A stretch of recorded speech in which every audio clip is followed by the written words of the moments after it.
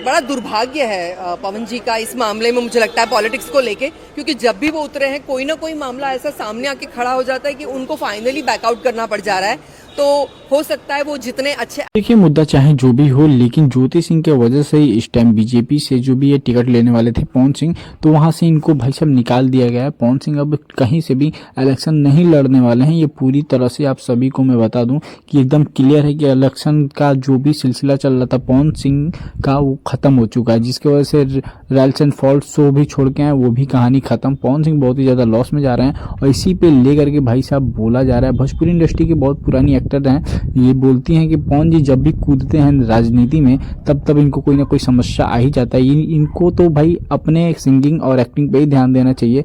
ये अभिनेता या नेता के लायक नहीं है, क्योंकि जब भी कूदते हैं कोई ना कोई समस्या कोई ना कोई खड़ा कर ही देता है। अब इस बार ज्योति सिंह खड़ा कर दी, इसलिए भाई पवन सिंह का कुछ भी नहीं हो पाया और पवन सिंह फिर पार्टी से निकाले गए हैं और पार्टी में अब दोबारा इनको सीट नहीं मिलेगा, ना ही इनको टिकट मिलने वाला।